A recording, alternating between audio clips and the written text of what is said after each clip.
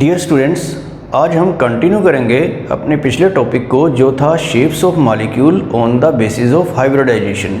तो ये सब मॉलिक्यूल्स की शेप आप स्टडी कर चुके थे। जैसे ये फर्स्ट नंबर पर मीथेन था, इसमें sp3 हाइब्रिडेशन थी, BF3 में sp2 और BeF2 में थी sp, और NH3 में एक लोन पेयर भी था और इसमें हाइब्रिडेशन sp3 आपने रीड की थी। वाटर में भी किया था sp3, और ये इथेन, इथीन और इथाइन है, और इनमें जो हाइब्रिडेशन थी sp3, sp2 और sp इस तरह से थी। तो ये मॉलिक्यूल्स पिछले लेक्चर में आप स्टडी कर चुके थे, और आज हमें ये PCl5, SF6 और IF7 इन मॉलिक्यूल्स को स्टडी करना है हाइब्रिडेशन के बेस पर। इनकी शेप और इनमें d ऑर्बिटल का भी यूज़ है, तो इनको देखते हैं। सबसे पहले देख लेते हैं शेप ऑफ PCl5। तो PCl5 हो या PF5, तो दोनों की शेप एक ही जैसी रहेगी। तो मैं PCl5 आपको बता देता हूँ। PCl5 की जो शेप है that can be explained on the basis of sp3d hybridisation in phosphorus atom. तो ये हाइब्रिडेशन कैसे आई, ये आपको कैसे पता चलेगा? इलेक्ट्रॉनिक कॉन्फिगरेशन से। तो फास्फोरस की इलेक्ट्रॉनिक कॉन्फिगरेशन देख लेते हैं। 1s2 2s2 2p6 3s2 3p3, इस तरह से ये 15 हो गए होंगे। और क्योंकि ये थर्ड शेल है तो थर्ड शेल में क्या होता है, d ऑर्बिटल भी होता है, चाहे वो वेकेंट ही क्यों ना हो। तो मैं यही वाली कॉन्फिगरेशन आपके सामने बनाऊंगा। तो इसको फास्फोरस की क्या कहेंगे, ग्राउंड स्टेट कॉन्फिगरेशन। तो जो नॉर्मल कॉन्फिगरेशन है तो इसमें ये 3s ऑर्बिटल और ये क्या है 3p ऑर्बिटल ऐसे, और आगे क्या होगा 3d के कितने लेवल होते हैं 1 2 3 4 5 इस टाइप से। तो यहाँ पर इलेक्ट्रॉन आप ऐड कर लीजिए। s में 2 इलेक्ट्रॉन है और तीनों p में क्या है एक इलेक्ट्रॉन है, और d में अभी तो कोई इलेक्ट्रॉन नहीं है। तो हम इसका बनाते हैं आगे एक्साइटेड स्टेट कॉन्फिगरेशन।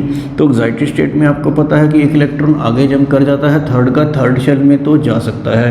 ये 3d लिखा है यहाँ पर, आपको नोट कर लेना है। तो इस तरह से ये कॉन्फिगरेशन बनेगी। यहाँ पर का इलेक्ट्रॉन हम आगे ले जाएंगे, और ये p में क्या है 3 इलेक्ट्रॉन ऑलरेडी हैं, और d में एक इलेक्ट्रॉन आ जाएगा 1 2 3 4 5 इस टाइप से। तो ये 1s 3p और 1d ऑर्बिटल मिलकर कितने 5 हाइब्रिड ऑर्बिटल बनाएंगे, और ये हाइब्रिडेशन कौन सी होगी sp3d। उसके बाद क्या होगा, जब ये 5 ऑर्बिटल बन जाएंगे तो फिर फॉर्मेशन ऑफ PCl5 होगी। क्लोरीन का जो लास्ट ऑर्बिटल है जिसकी कॉन्फिगरेशन बना के अभी देखते हैं, वो इन सभी के साथ ओवरलैप कर जाएगा। तो क्लोरीन की कॉन्फिगरेशन जो है, क्लोरीन का एटॉमिक नंबर कितना होता है 17। तो इसकी कॉन्फिगरेशन क्या होती है 1s2 2s2 2p6 3s2 3px, 3p में 5 आएंगे 3px 3py और 3pz 2 2 1। तो ये वाला जो ऑर्बिटल है जो हाफ फील्ड है वो अपना इलेक्ट्रॉन यहाँ पर लाकर इनके साथ क्या करेगा ओवरलैप करेगा। तो PCl5 की फॉर्मेशन आप ऐसे दिखा सकते हैं इस टाइप से, ये एक इलेक्ट्रॉन इसका और एक इलेक्ट्रॉन जो है वो इसका क्लोरीन का। तो इसको आप अलग कलर से दिखा सकते हैं, अलग कलर यूज़ करके, या आप ऐसे ही कर लें। तो यहाँ पर ये इन सभी इलेक्ट्रॉन की क्या हो जाएगी पेयरिंग हो जाएगी इस टाइप से। तो ये फॉर्मेशन ऑफ PCl5 हो जाएगी। PCl5 की जगह अगर आप PF5 करते हैं तो यहाँ 3pz की जगह 2pz ऑर्बिटल का इलेक्ट्रॉन है वो ओवरलैप करेगा। तो इस टाइप से, तो ये sp3d ऑर्बिटल्स हैं, और इस टाइप से PCl5 की फॉर्मेशन होगी। और इसका डायग्राम कैसे होगा वो हम आगे देखते हैं। PCl5 में आपने देखा कि हाइब्रिडेशन जो हो रही है वो sp3d है, मींस कि इसमें 5 हाइब्रिड ऑर्बिटल हैं जिनके साथ Cl लगा है। तो इसकी शेप किस टाइप की बनेगी वो आप समझ लीजिए। तो इसकी शेप ऐसे रहती है, इसको ट्रायंगुलर बाई पिरामिडल बोलते हैं। तो मैं एक यहाँ पे एक ट्रायंगल बना देता हूँ इस तरह से, और ये बीच में p है और इसके तीनों साइड्स में क्या है Cl है इस टाइप से। ये इस तरह से प्लानर होता है, और एक Cl ऊपर और एक Cl ऐसे नीचे रहता है। तो एक Cl ऊपर और एक Cl नीचे, तो इसको बोलते हैं, आपको नोट कर लेना है triangular bi pyramidal. Triangular bi pyramidal का मतलब है कि ट्रायंगल है बनी हुई और एक ऊपर और एक नीचे है। तो यहाँ पे आपको नोट करना है कि ये वाला जो ऊपर नीचे वाले बॉन्ड होते हैं Cl के, इनको एक्सियल बोलते हैं, और ये भी एक्सियल ही होगा, इसको A से रिप्रेजेंट कर देते हैं। और ये जो तीनों साइड्स में होते हैं इनको इक्वेटोरियल बोलते हैं, तो ई से इसको रिप्रेजेंट कर देते हैं। और आपको ये भी याद रखना है कि एक्सियल बॉन्ड लेंथ जो है वो लॉन्गर होती हैं इक्वेटोरियल से। अगर आपको इसकी बॉन्ड लेंथ नोट करनी है तो वो भी कर लीजिए। एक्सियल जो होगी वो 2.19 एंगस्ट्रॉम में होगी, और जो इक्वेटोरियल है ये साइड वाली, ये वाली जो बॉन्ड लेंथ होगी वो इससे थोड़ी कम होगी, तो 2.04 एंगस्ट्रॉम होगी। अगर आपको पिकोमीटर में नोट करना था तो ये 204 पिकोमीटर होगी, ये 100 से मल्टीप्लाई करके आ जाएगा, और ये 219 पिकोमीटर इस तरह से बॉन्ड लेंथ रहती है। तो आपको यहाँ ये भी नोट करना है कि एक्सियल बॉन्ड लेंथ लॉन्गर क्यों होती है इक्वेटोरियल से। एक्सियल बॉन्ड लेंथ इस टाइप से होती है ऊपर नीचे, और वो जो तीनों सीएल हैं, तीनों के अंदर जो बॉन्ड पेयर के इलेक्ट्रॉन है वो तीनों से रिपेल होता है, तो ग्रेटर रिपल्शन की वजह से बॉन्ड लेंथ थोड़ा बड़ा हो जाता है। जो इक्वेटोरियल है वो साइड में होता है, वो सिर्फ 2 ही बॉन्ड पेयर के इलेक्ट्रॉन से रिपेल होता है, तो इस तरह से वो उतना लंबा नहीं होता जितना कि एक्सियल बॉन्ड। तो इस तरह से PCl5 के अंदर जो हाइब्रिडेशन है sp3d, और शेप जो है वो ट्रायंगुलर बाइपिरामिडल, और axial bond length are greater than equatorial. इतना सब कुछ आपको इसमें नोट करना है।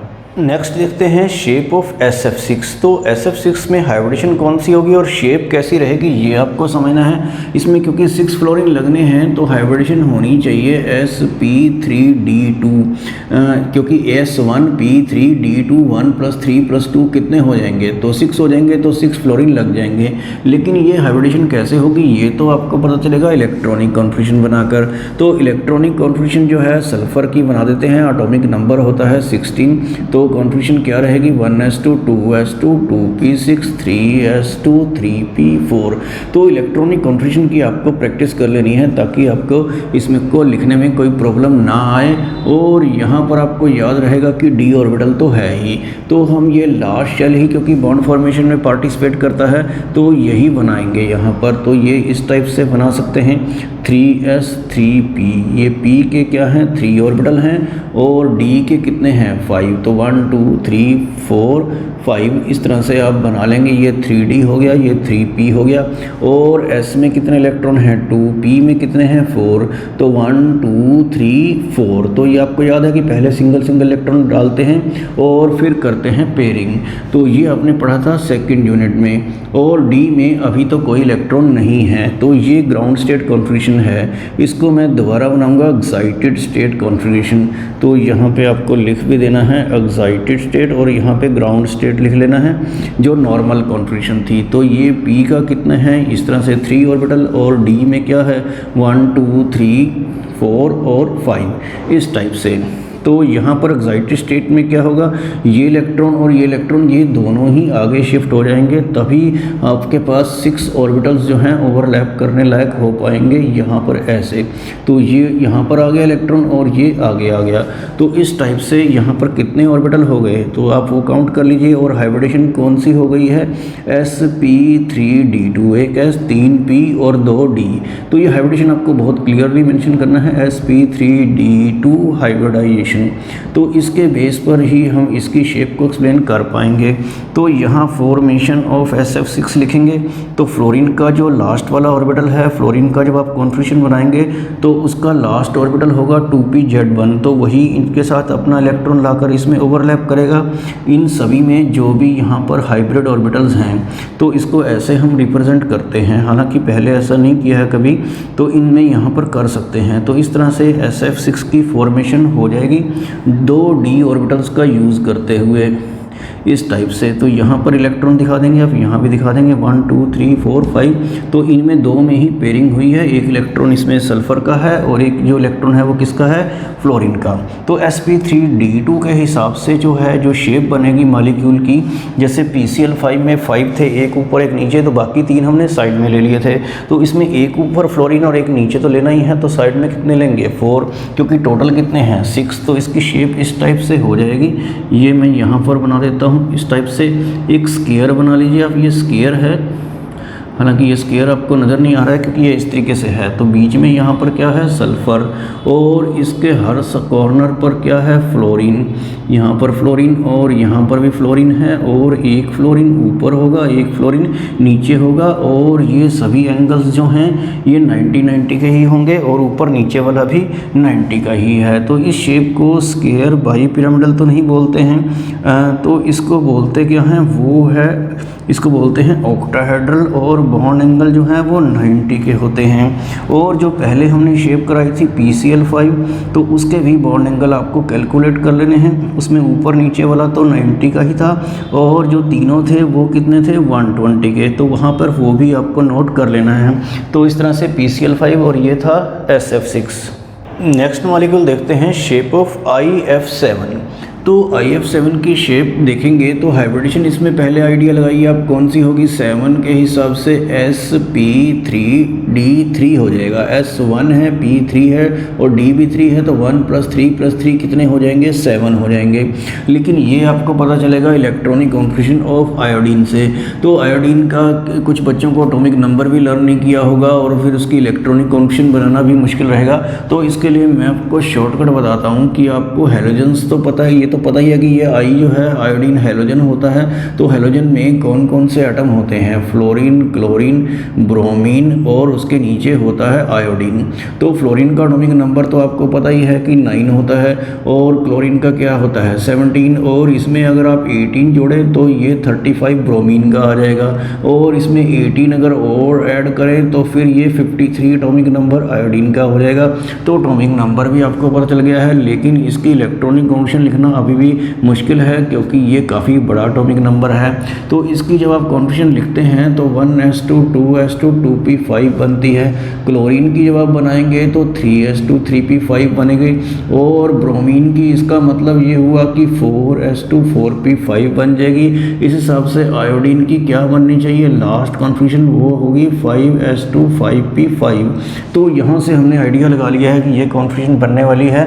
आप चाहे तो टोटल भी इसको बना के देख सकते हैं। तो मैं आयोडीन की सिर्फ ये लास्ट शेल की कॉन्फिगरेशन ही यहाँ पे लिख रहा हूँ, ये इस तरीके से। तो पहले मैं यहाँ पर लिखता हूँ 5s, और यहाँ पर क्या है 5p है, और उसके बाद क्या होगा 5d तो होगा ही, 1 2 3 4 5। तो इस तरीके से हम इसकी कॉन्फिगरेशन बना पाएंगे। s में कितने हो गए 2 इलेक्ट्रॉन, और p में 5 है तो 1 2 3 4 और 5 इस टाइप से, और d ऑर्बिटल है अभी खाली।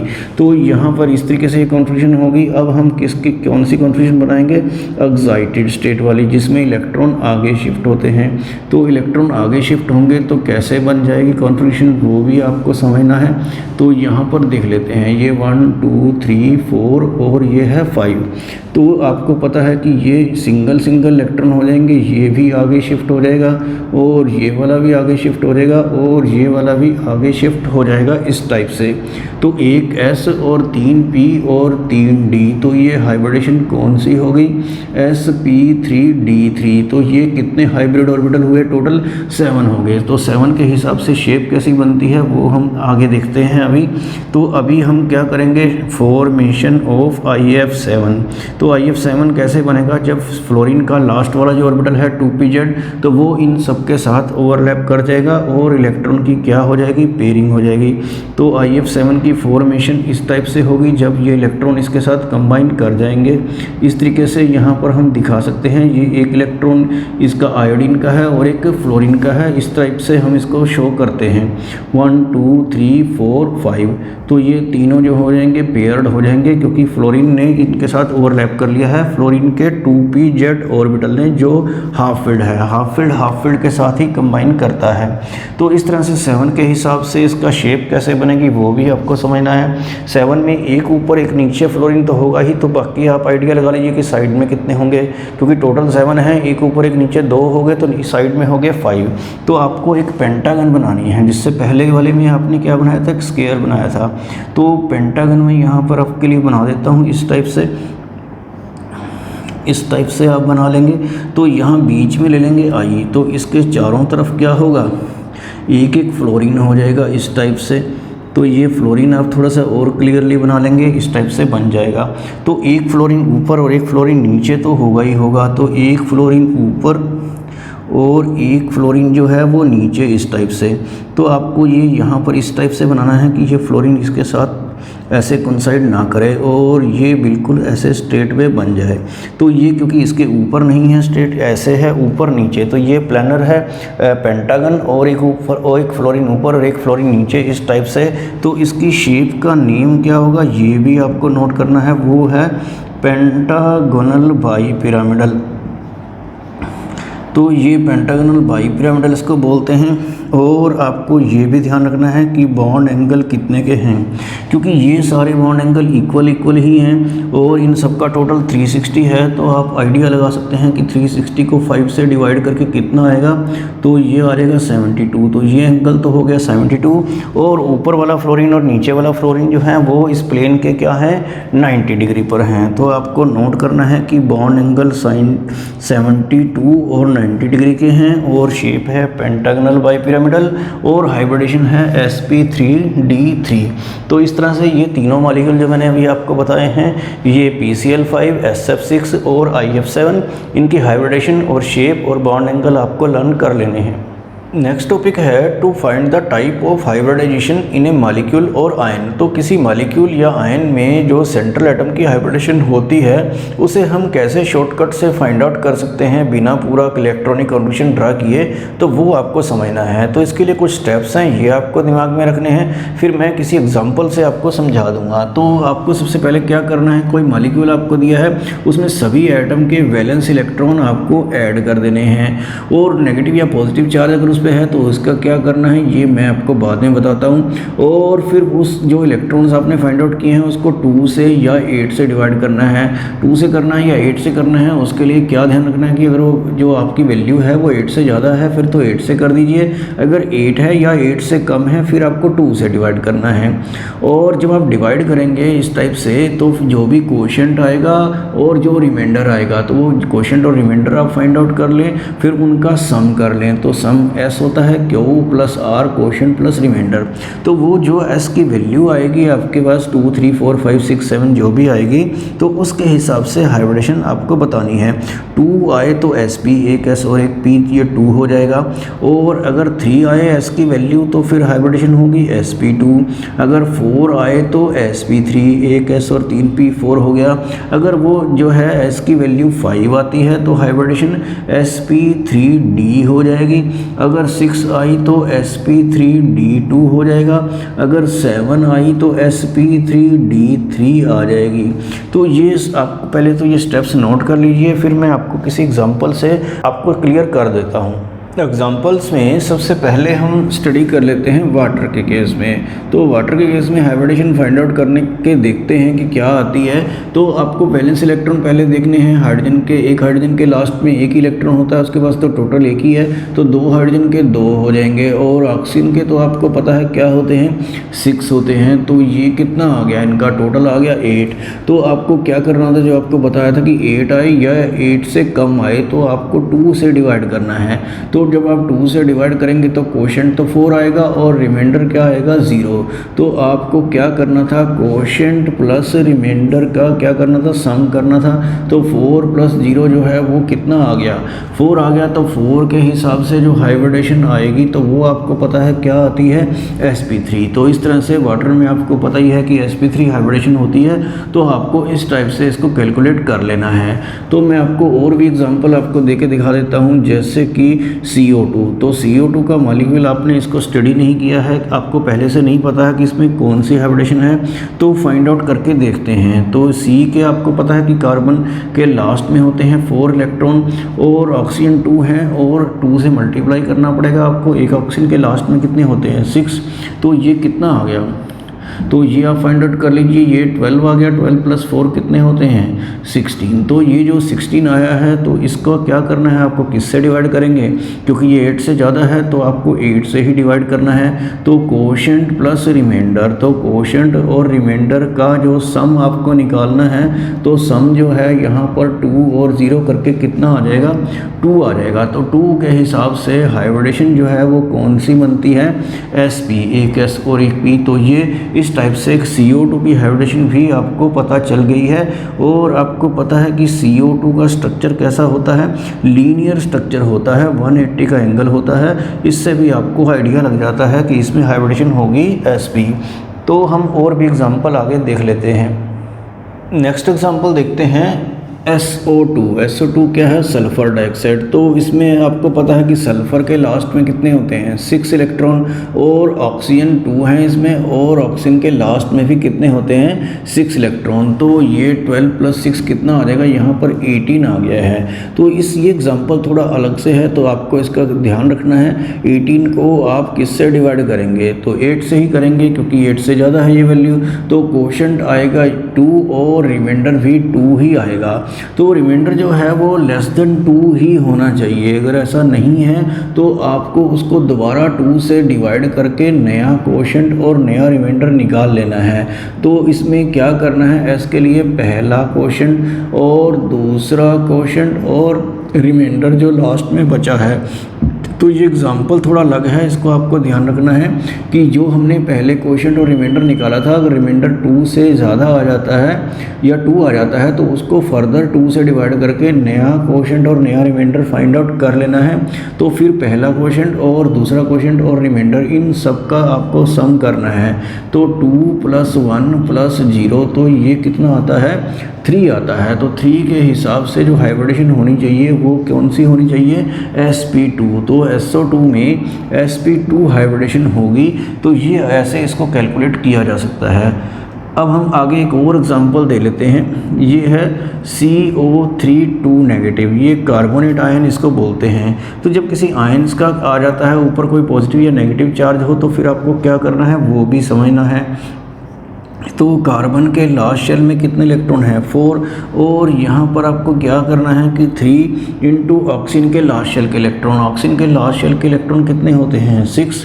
तो ये 6 × 3 कितना हुआ, 18 + 4 कितना हुआ, 22। तो आपको यहाँ ध्यान रखना है कि 22 इलेक्ट्रॉन तो आए हैं, लेकिन ये 2 नेगेटिव का क्या करना है, जितने नेगेटिव चार्ज हो उतने तो इलेक्ट्रॉन आपको प्लस कर देने हैं, अगर पॉजिटिव चार्ज है तो माइनस कर देने हैं। नेगेटिव चार्ज का मतलब होता है कि इतने इलेक्ट्रॉन एक्स्ट्रा हैं। तो जब आपने इसमें ऐड किया तो कितना आ गया, 24, और 24 को किससे डिवाइड करना है, 8 से ही करना है।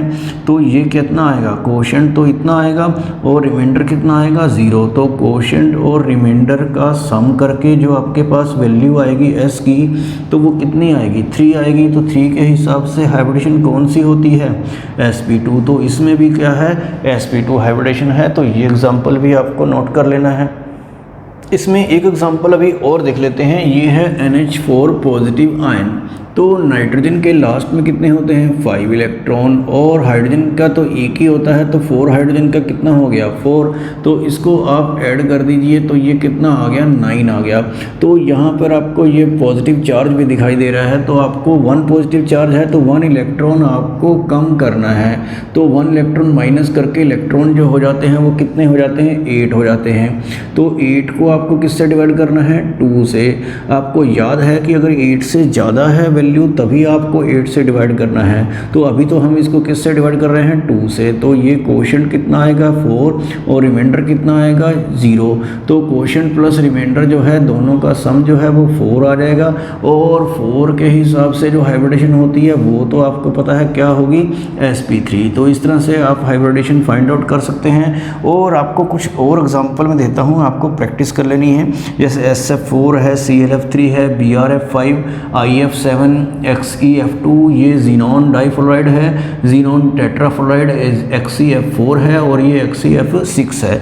तो आपका आंसर क्या आएगा वो भी आप यहाँ से नोट कर लीजिए। इस केस में sp3d, और ClF3 में भी sp3d है और sp3d2, इसमें d3 हो जाएगा, और sp3d और sp3d2 और sp3d3। तो इस तरह से ये आंसर भी आप नोट कर लीजिए और आप देखें कि आपके आते हैं कि नहीं।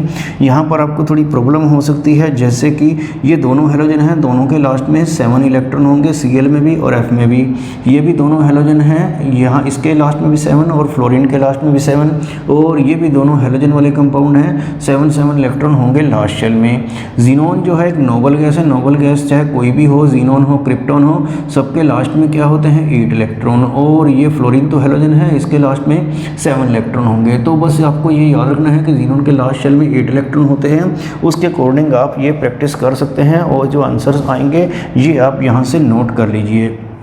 नेक्स्ट टॉपिक है effect of electronegativity on bond angle. तो इलेक्ट्रोनेगेटिविटी चेंज होने से बॉन्ड एंगल कैसे चेंज हो जाता है ये आपको समझना है। तो इसमें हम एग्जांपल ले लेते हैं हाइड्राइड्स ऑफ ग्रुप 15 एलिमेंट्स। तो ग्रुप 15 के एलिमेंट कौन कौन से होते हैं वो आपको पता होना चाहिए, जैसे नाइट्रोजन, फास्फोरस, आर्सेनिक, एंटीमनी और बिस्मथ। तो उनके हाइड्राइड का मतलब होता है हाइड्रोजन के साथ कंपाउंड। तो नाइट्रोजन का हाइड्रोजन के साथ कंपाउंड तो NH3 होता है, ये तो आपको पता ही है कि इसका नेम क्या है अमोनिया। और इस तरह से फास्फोरस का PH3 बन जाएगा जिसका नेम फास्फीन है। आर्सेनिक का AsH3 ये आर्सीन हो जाएगा। ये एंटीमनी का 3 हाइड्रोजन इसमें कंबाइन कर देंगे तो इसको स्टाइबीन बोलते हैं, और बिस्मथ वाले को बिस्मुथीन बोलते हैं। ये आप +2 में आगे स्टडी करेंगे। और बॉन्ड एंगल NH3 में तो आपको पता है कि sp3 हाइब्रिडेशन होती है, एक लोन पेयर होता है, ये आपने स्टडी कर रखा है। और इसका बॉन्ड एंगल 107 होता है जो slightly less than 109 degree 28 minute होता है due to the repulsion caused by lone pair. तो इसके लिए आपने valence shell electron pair repulsion theory जो है पहले स्टडी की थी। तो बॉन्ड एंगल इसमें थोड़ा सा कम है, लेकिन बाकियों में तो बहुत ज़्यादा कम है, 94, 92, 91 और 90 तक अप्रोच करता है। तो सेंट्रल एटम चेंज होने से, हालांकि हाइब्रिडेशन सब में सेम है, लोन पेयर सेम है, लेकिन बॉन्ड एंगल सेम नहीं है। सेंट्रल एटम चेंज होने से बॉन्ड एंगल क्यों चेंज हो जाता है ये आपको समझना है। तो नाइट्रोजन का तो आपको ऑलरेडी पता है कि इसमें ऐसे इसके पास लोन पेयर होता है और ऐसे 3H होते हैं, और हाइब्रिडेशन कौन सी होती है sp3 जो आपने पहले स्टडी कर रखी है। तो यहाँ पर बॉन्ड एंगल जो है आपको पता है कि 107 है। तो 107 क्यों है ये आपको पहले से क्लियर है हाइब्रिडेशन में। तो यहाँ पर आपको ये नोट करना है कि नाइट्रोजन की इलेक्ट्रोनेगेटिविटी ज़्यादा है। तो ये जो बॉन्ड पेयर में जो इलेक्ट्रॉन हैं ये ज़्यादातर नाइट्रोजन की तरफ ही रहेंगे, और इनके बीच में क्या होगा ज़्यादा रिपल्शन होगी। तो मोर रिपल्शन क्यों है, क्योंकि ये इलेक्ट्रॉन का जो पेयर है जिसको बॉन्ड पेयर बोलते हैं उसमें वो बहुत ज़्यादा क्लोज हैं। तो इसलिए जो एंगल जो है वो लार्ज है जितना मैक्सिमम हो सकता है। तो इस केस में मैक्सिमम जो है वो 107 हो सकता है, 109 तो नहीं होगा क्योंकि लोन पेयर भी क्या कर रहा है रिपेल कर रहा है। और अगर हम PH3 का केस देखते हैं, PH3 के पास भी सेम सिचुएशन है, 3 इसमें H लगे हैं, लेकिन आपको ये पता है कि फास्फोरस एक हाईली इलेक्ट्रोनेगेटिव एटम नहीं है। तो बॉन्ड पेयर के इलेक्ट्रॉन वो फास्फोरस की तरफ ज़्यादा अट्रैक्ट नहीं होंगे। तो बॉन्ड पेयर के इलेक्ट्रॉन जो है आपस में काफ़ी दूर होंगे। तो इसकी वजह से क्या होगा, लेस रिपल्शन होगी। रिपल्शन कम होने से बॉन्ड एंगल जो है वो कम हो जाएगा, और आगे आगे सेंट्रल एटम का साइज बढ़ता चला जाएगा। तो इलेक्ट्रोनेगेटिविटी कम होती जाएगी, बॉन्ड पेयर और दूर होता जाएगा, और रिपल्शन और कम होती जाएगी, और बॉन्ड एंगल कम होते होते जो मिनिमम होता है वो 90 डिग्री का हो जाएगा। तो इस तरह से सेंट्रल एटम की इलेक्ट्रोनेगेटिविटी जैसे जैसे डिक्रीज होती है, बॉन्ड पेयर दूर होता है और रिपल्शन कम होती है, और बॉन्ड एंगल होता है डिक्रीज।